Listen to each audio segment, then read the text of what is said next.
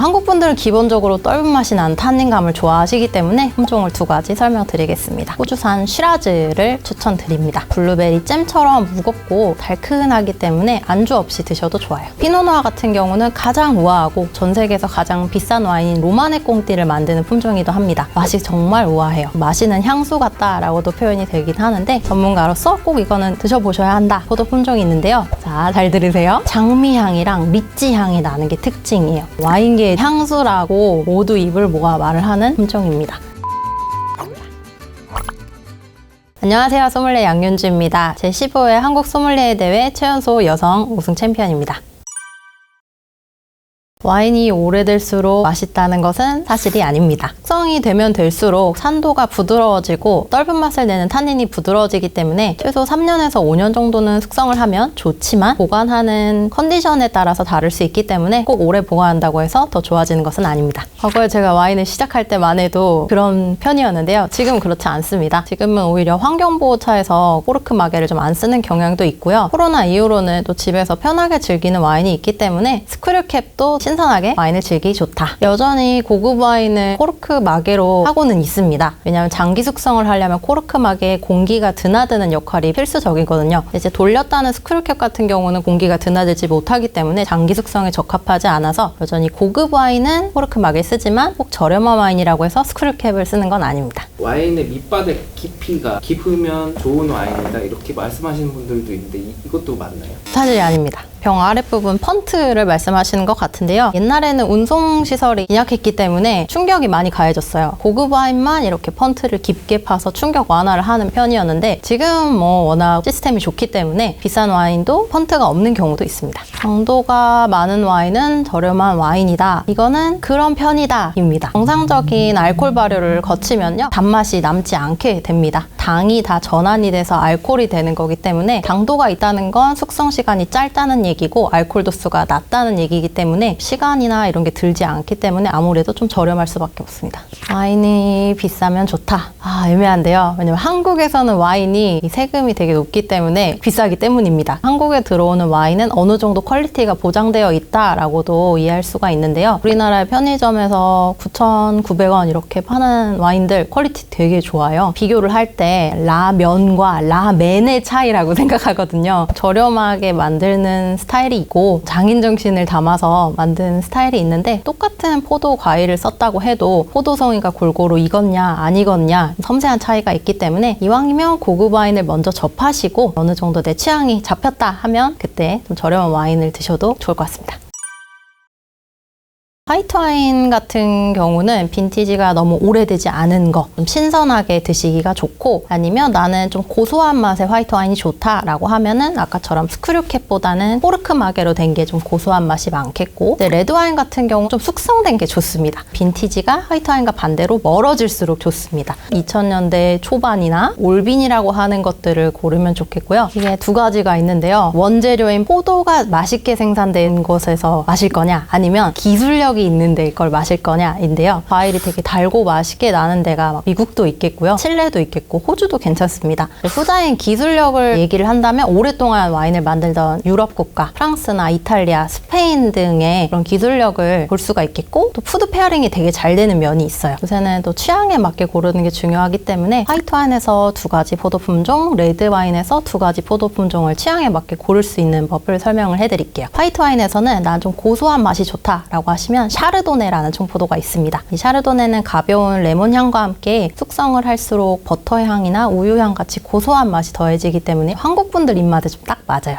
이렇게 흰달 생선회랑 먹기도 좋고요. 반대로 나는 좀 향이 정말 좋았으면 좋겠다 하는 포도 품종은 소비뇽 블랑이 있어요. 되게 개운하기 때문에 평소에 약간 소주를 즐기시던 분들이 좀 매운 음식이나 피크닉 갈 때 얼음 하나, 두 개 넣어서 먹는 용도로는 상큼해서 좋고요. 한국 분들은 기본적으로 떫은 맛이 나는 탄닌감을 좋아하시기 때문에 레드 와인에서는 탄닌감이 많은 품종을 두 가지 설명드리겠습니다. 까베르네 소비뇽인데요. 줄여서는 까쇼라고 합니다. 떫은 맛이 많이 나는 탄닌이 숙성이 될수록 생깁니다. 생겨요. 혹은 좀 진한 알코올 도수가 13.5도부터 14.5도 사이에 가장 두드러지게 나기 때문에 알코올 도수를 확인하고 구매하시는 게 좋겠고요. 나는 떫은 맛도 좋긴 한데 좀 무겁고 단맛에 감칠맛이 있으면 좋겠다 라고 하시면 호주산 쉬라즈를 추천드립니다. 블루베리 잼처럼 무겁고 달큰하기 때문에 안주 없이 드셔도 좋아요.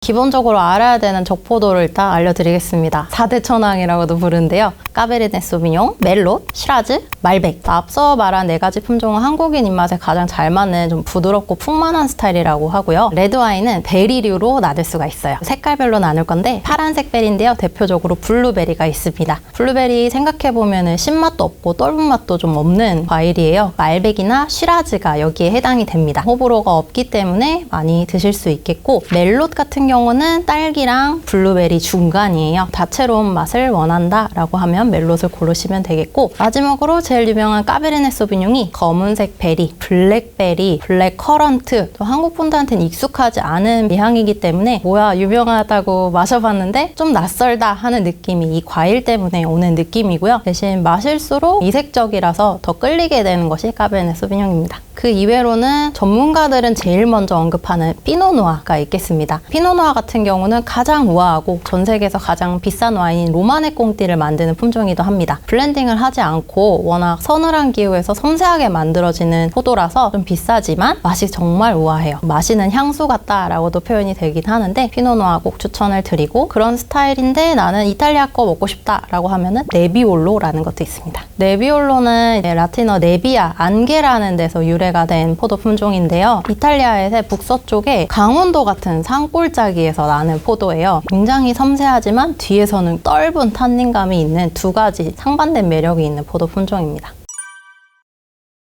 청포도 품종도 소개를 해드릴게요. 대표적으로 탑3라고 부르는 포도 품종인데 샤르도네, 소비뇽 블랑, 리슬링이 있습니다. 그리고 여기에 더해지면 우리나라에서 이제 많이 먹는 샤인머스켓이라고 하는 머스켓 품종이 있는데요. 그걸 이탈리아에서는 모스카토라고 말을 합니다. 화이트 와인 같은 경우는 감귤류 시트러스 향이 나게 돼요. 샤르도네부터 설명을 드리면 레몬 향이 가장 많이 나는 포도 품종이 되겠어요. 굉장히 깔끔하고 무난하긴 하지만 과일 향이 더 많이 났으면 좋겠다 하면은 샤르도네에선 기대할 수가 없어요. 그 아쉬운 점을 보완하는 게 소비뇽 블랑이에요. 소비뇽 블랑은 감귤류 중에서도 이 초록색 색깔인 라임 향이 나거든요. 그리고 패션 후르츠, 망고, 다채로운 열대 과일 향이 나기 때문에 향만으로도 이 와인 되게 좋다라고 인식하기가 좋은 포도 품종입니다. 그다음에 리슬링이 있는데요. 리슬링은 남성분들은 좀 호불호가 있을 수 있고 여성분들은 거의 없는 포도 품종인데, 이게 왜 그러냐면 꿀맛이 좀 나기 때문이에요. 깔끔한 향 때문에 마셨는데 난 달아서 별로였어 라고 느낄 수 있는 포도 품종입니다. 전문가로서 꼭 이거는 드셔보셔야 한다 포도 품종이 있는데요. 자, 잘 들으세요. 게브르츠트라미너입니다. 독일 언저리에서 나는 포도 품종인데요. 장미향이랑 리치향이 나는 게 특징이에요. 와인계의 향수라고 모두 입을 모아 말을 하는 포도 품종입니다. 맛은 프랑스 알자스 지역에서 나오는 거는 좀 깔끔하지만 약간 단맛이 있어요. 그래서 그냥 드셔도 좋고요. 다른 데서 나오는 스위스 것도 있고 독일 것도 있기는 한데 산미가 살기 때문에 약간 탄산수를 조금씩 넣어서 그 향을 완화해서 드시는 것을 추천드려요.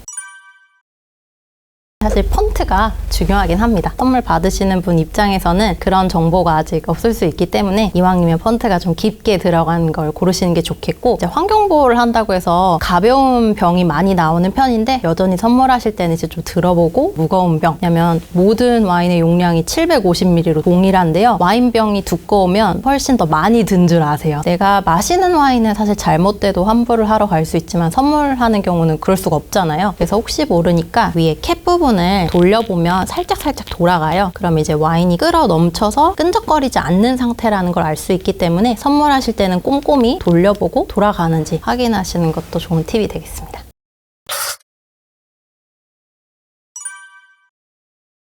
알아두면 누구 앞에서 멋지게 따기 좋으니까요. 전문성 있게 따는 법 알려드리겠습니다. 일반적으로 많이 쓰시는 2단 스크류 저도 가지고 왔고요. 나이프로 윗부분이 아니라 아랫부분을 약간 홈이 들어가 있거든요. 이 부분에 맞춰서 엄지손가락을 뒤로 받쳐주고 칼을 이렇게 반달 정도로 2번 정도 그어주세요. 그 다음에 이제 엄지손톱을 이제는 칼날 뒤로 보내서 나머지 반달을 그어줍니다. 그러면 이 부분이 칼날이 많이 안 닿은 부분인데요. 이 부분을 이제 사선을 위로 그어서 다 한 번에 열 수 있게 해줄 거예요. 그래서 이번엔 엄지가 가장 위쪽으로 올 수 있게 해주시고 사선으로 그어서 아까 그 모양대로 이렇게 따주시면 돼요. 칼집을 많이 줄수록 이렇게 깔끔하게 따지기 때문에 오히려 칼집을 여러 번 내는 것도 좋겠습니다. 호일과 코르크막의 사이가 습기가 한번 들어가면 곰팡이가 낄 수밖에 없거든요. 이런 걸로 이렇게 좀 해주면 좀 멋있어요. 좀 깔끔해 보이기도 하고요. 그다음에 T자로 여신 다음에 요 가장 끝에 뾰족한 부분을 요 코르크 정 가운데에 찍는 게 핵심이에요.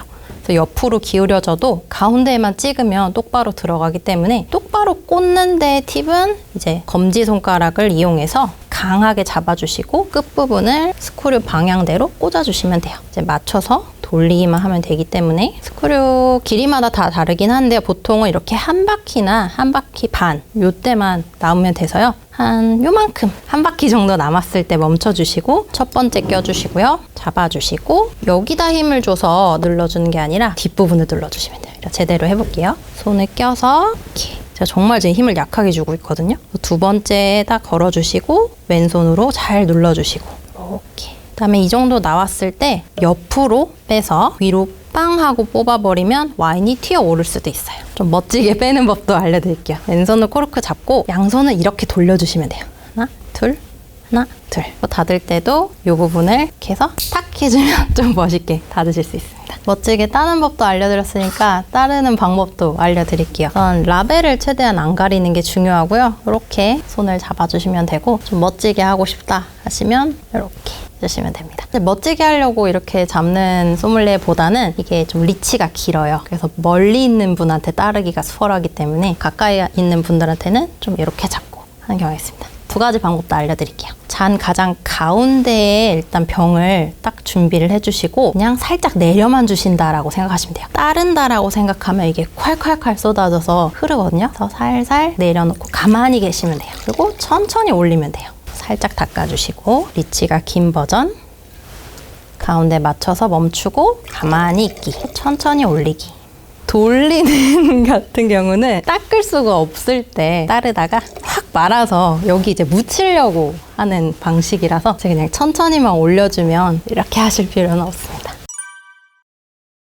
그래서 이렇게 보통은 다리 부분 스템을 잡으시는데요. 이 스템 부분을 잡는 것도 좋지만 이 볼 부분을 안 만지는 게 핵심이기 때문에 베이스 부분을 잡으셔도 돼요. 스탠딩 파티에 이제 손이 없는 경우가 많거든요. 이거를 이렇게 잡아버리면 한 손밖에 못 써요. 여기다 핸드폰 들고 지갑 들고 명함 줘야 되는데 우왕좌왕 하시기 때문에 베이스 잡고 여기다 핸드폰 쥐시고요. 명함 지갑 놓으시고 이렇게 꺼내서 드리면 훨씬 좋고 또 손가락도 상당히 길어 보이기 때문에 베이스 잡는 걸 추천드리고요. 와인잔 드실 때 아무래도 영화에서 이렇게 배우분들이 이렇게 잡고 이렇게 하시잖아요. 물론 온도에 예민하긴 하지만 데일리로 마시는 와인, 돌려서 따는 스크류캡 와인 혹은 내가 주관하는 행사다라고 하면 이렇게 해서 멋지게 하셔도 괜찮습니다. 이렇게 잡는다고 해서 절대 촌스러워 보인다거나 와인을 모르는 사람처럼 보이는 건 아니에요. 그 다음에 이렇게 살랑살랑 흔드는 와인의 작업 스월링인데요. 알코올이 빠르게 기화가 되면서 향도 올라오고 와인이 이제 온도가 안 맞았으면 좀 섞어주는 역할도 하는 스월링입니다. 이렇게 몸 안쪽 방향으로 돌려주시면 돼요. 왼쪽이든 오른쪽이든 상관없고 바깥으로 하면 옆 사람한테 튈 수도 있기 때문에 이렇게 해주시면 되고 잔 여기 벽으로 이렇게 자꾸 닿게 하려고 해서 잘 못하시는 분들이 계시는데 잔 가운데 작은 팽이가 있다고 생각하시고 팽이가 떨어지지 않게 한다라고 생각하시면 좀 더 쉬워요. 가운데 부분에 힘을 주는 게 중요해요. 가운데 코어가 계속 돌아간다라고 생각하시면 훨씬 쉽고요. 쏟을 것 같아서 불안하다 하시는 분들은 내려놓고 이렇게 가위 모양 만들어주시고 이렇게 돌려주셔도 돼요. 사실 와인에선 향이죠. 아로마 맡는 건데 저는 그래서 옆에 사람 눈치 안 보려고 그냥 눈을 좀 감아요. 꼭 코를 가까이 갖다 대셔야 돼요. 왜냐면 와인이 술 중에 유일하게 자체적으로 향이 나는 천연 아로마를 가진 술이기 때문에 이 향을 놓치면 너무 아쉽습니다. 향을 가볍게 맡아주시고 입으로 가져다 대면 되는데요. 마찬가지로 와인이 가지고 있는 바디감이나 향을 온전히 느끼려면 고개를 좀 이렇게 젖혀주셔야 돼요. 오물오물 가글링 하는 건 웬만한 심사할 때만 하는 거기 때문에 이렇게 하지 마시고 한번 크게 바람을 불어 넣었다가 꾹 하고 삼켜주시면 돼요.